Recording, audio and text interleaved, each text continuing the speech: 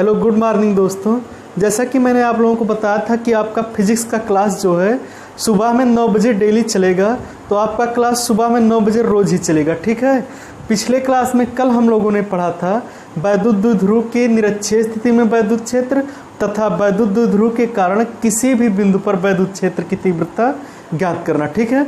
दो चीज़ें हम लोगों ने पढ़ लिया था और इसके पहले वाले वीडियो में वैद्युत द्विध्रुव तथा वैद्युत द्विध्रुव की अक्षीय स्थिति में वैद्युत क्षेत्र ज्ञात करना सीखे थे। आज के वीडियो में हम लोग वैद्युत द्विध्रुव एक समान बाह्य वैद्युत क्षेत्र में वैद्युत द्विध्रुव पर बलाघूर्ण ज्ञात करना सीखेंगे। आज के इस वीडियो में केवल हम लोग एक ही टॉपिक पढ़ेंगे और आज का वीडियो छोटा होगा, ज़्यादा बड़ा नहीं होगा। इसमें से एक आध न्यूमेरिकल भी कर लेते हैं हम लोग। देखिए, ये जो टॉपिक है आज का, एक समान बाह्य वैद्युत क्षेत्र में वैद्युत द्विध्रुव पर बलाघूर्ण ज्ञात करना हम लोग सीखेंगे। तो चलिए स्टार्ट करते हैं। मान लेते हैं कि एक समान वैद्युत क्षेत्र इस तरह से है कहीं पर। जब एक समान होगा तो सभी लाइनें क्या होंगी, सेम होंगी, ऐसे करके, ठीक है। मान लेते हैं एक समान वैद्युत क्षेत्र यहाँ पर है कोई, और यहाँ पर हम लोग किसी वैद्युत द्विध्रुव को रख दिए हैं। मान लेते हैं इसी वैद्युत द्विध्रुव को रखे हैं। ये पॉइंट प्लस क्यू है और ये पॉइंट माइनस क्यू है, ठीक है। आपको पता है कि प्लस क्यू के कारण जो प्लस क्यू पर वैद्युत बल लगेगा वैद्युत क्षेत्र की दिशा की तरफ लगेगा, यानी कि वैद्युत क्षेत्र की दिशा इधर है तो इस पर लगने वाला वैद्युत बल इस साइड में होगा, ठीक है। और माइनस के कारण उसके अपोजिट साइड में वैद्युत बल लगेगा, तो माइनस क्यू के कारण जो बल लगेगा वो इधर लगेगा। यहाँ पर इसका जो फोर्स इधर लगेगा और इसके कारण फोर्स इधर लगेगा, ठीक है। आघूर्ण क्या होता है ये पहले समझिए। जैसे कि एक बल यहाँ लगेगा, एक बल यहाँ लगेगा। जैसे ये पेन हमारा क्या है, स्केच है, ठीक है, मार्कर है, जो एक बल यहाँ लगे एक बल यहाँ लगे, तो इस तरह से क्या होगा, रोटेट होगा, ठीक है। रोटेट होगा तो यहाँ पर बल नहीं लगता है, उसे हम लोग क्या कहते हैं, बल आघूर्ण कहते हैं। क्लास 11th में आप लोगों ने पढ़ा था बल आघूर्ण टाउ से निरूपित करते थे और टाउ इक्वल टू होता था एफ इंटू यस होता था, ठीक है, या एफ इंटू डी होता था, मतलब बल गुणे दूरी होता था। इतना हम लोगों ने क्लास 11th में पढ़ा था, ठीक है। तो यहाँ पर हम लोग देखते हैं एफ इक्वल टू होता क्या है, इस पर प्लस क्यू आवेश के कारण इस पर कितना फोर्स लगेगा। तो पहले ही वीडियो में हम लोग पढ़ चुके हैं वैद्युत क्षेत्र ई इक्वल टू होता है एफ बाई क्यू। तो एफ इक्वल टू क्या हो जाएगा, इसका इधर मल्टीप्लाई करेंगे तो एफ इक्वल टू हो जाएगा ई क्यू, मतलब इस पर जो बल लगेगा ई क्यू लगेगा और इस पर भी जो बल लगेगा वो क्या लगेगा, ई क्यू लगेगा, ठीक है। और बल जब समान होते हैं तभी बलाघूर्ण लगता है, अगर बल समान ना होते तो बलाघूर्ण नहीं लगता, ठीक है। तो यहाँ से इतना शायद आप लोग समझ रहे होंगे। अब चलिए आगे देखते हैं हम लोग। बल आघूर्ण बराबर होता है, यहाँ पर लिखा गया है बल आघूर्ण बराबर होता है बल गुणे क्रिया रेखा के बीच की दूरी, या ऐसे डायरेक्ट हम लिख लेते हैं दूरी। कौन सी दूरी, इस पॉइंट से इस पॉइंट के बीच की दूरी। कहाँ से, ये वाली दूरी, ठीक है, ये दूरी बल तथा क्रिया रेखा के बीच की दूरी।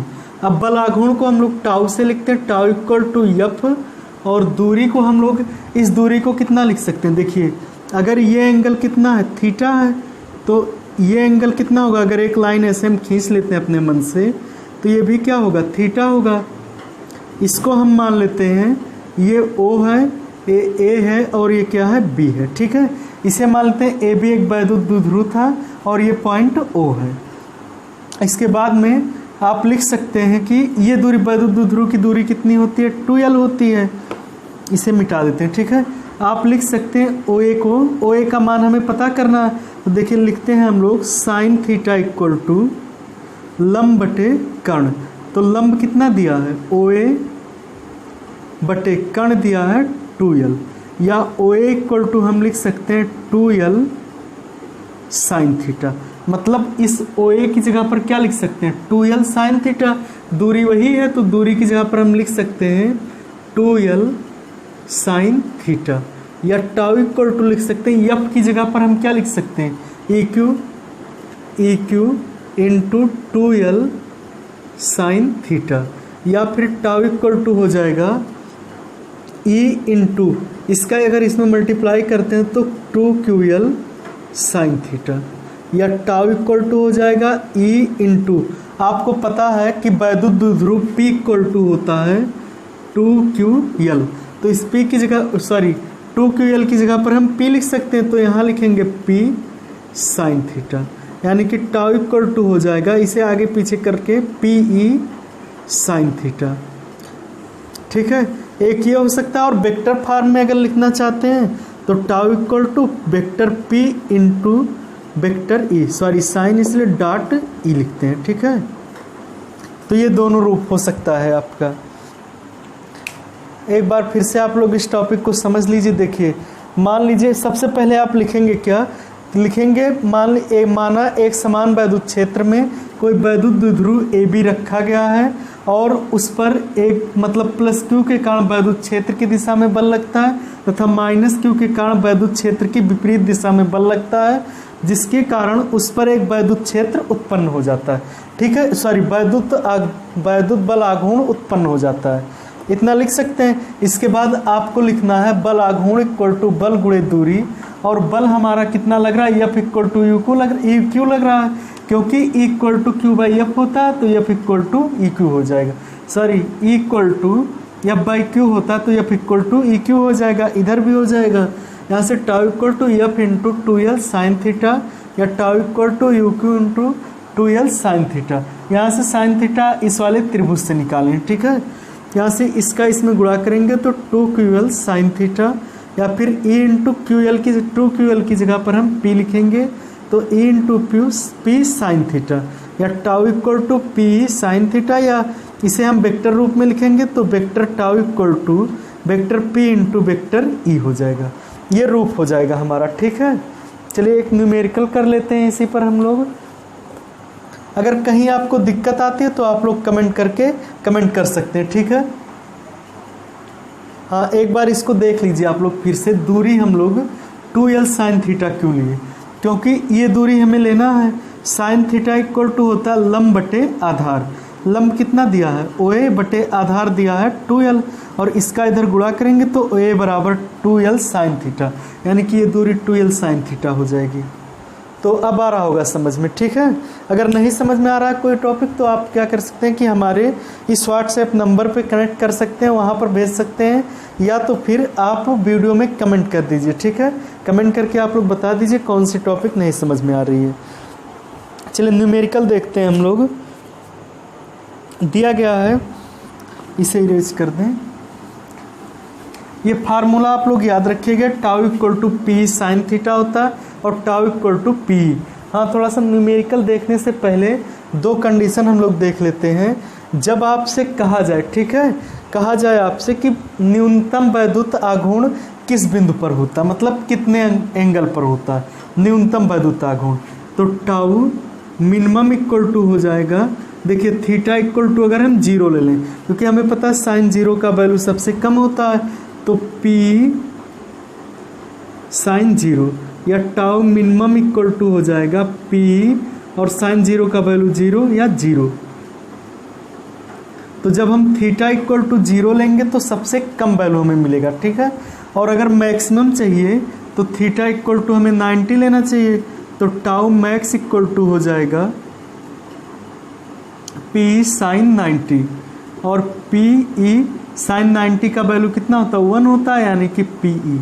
तो टाउ मैक्स इक्वल टू मतलब अधिकतम बल आघूर्ण PE हो सकता है और न्यूनतम बल आघूर्ण E हो सकता है। किस बिंदु पर होता है, मतलब कितने एंगल पर होता है, तो थीटा इक्वल टू 0 अंश पे सबसे कम होता है और थीटा इक्वल टू 90 अंश पे सबसे ज़्यादा होता है। उम्मीद करते हैं कि इतना आप लोग समझ रहे होंगे। ठीक है, इसे नोट कर लीजिए।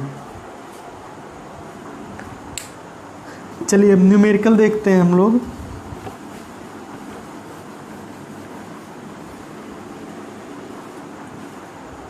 देखिए दिया गया आपको न्यूमेरिकल, एक वैद्युत द्विध्रुव 10 के पावर 5 न्यूटन प्रति कूलाम के वैद्युत क्षेत्र में 30 अंश के कोण पर रखा गया है और उस पर 10 गुणे 10 के पावर -24 न्यूटन मीटर बल आघूर्ण लग रहा है। वैद्युत द्विध्रुव आघूर्ण का मान ज्ञात कीजिए।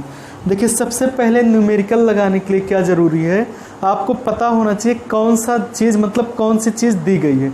किस चीज़ का वैल्यू दिया गया है। अगर आप लोग ये समझ गए तो न्यूमेरिकल आसान है, बहुत ही आसान है, आप लोग बहुत ही आसानी से न्यूमेरिकल को सॉल्व कर सकते हैं।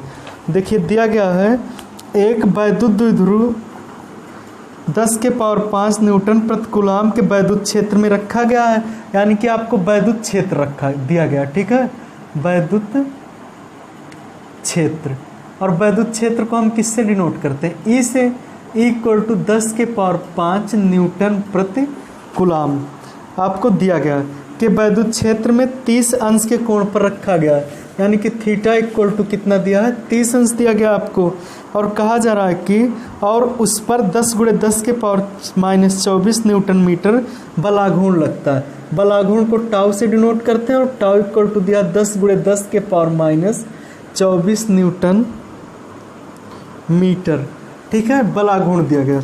आपसे पूछा गया है वैद्युत द्विध्रुव आघूर्ण का मान ज्ञात कीजिए, यानी कि हमें P का मान ज्ञात करना है। बलाघूर्ण दिया, वैद्युत द्विध्रुव आघूर्ण पता करना। चलिए हिंदी लिख देते, नहीं तो आप लोग कंफ्यूज रहेंगे। ये बल आघूर्ण होता है टाउ, और P होता है वैद्युत द्विध्रुव आघूर्ण।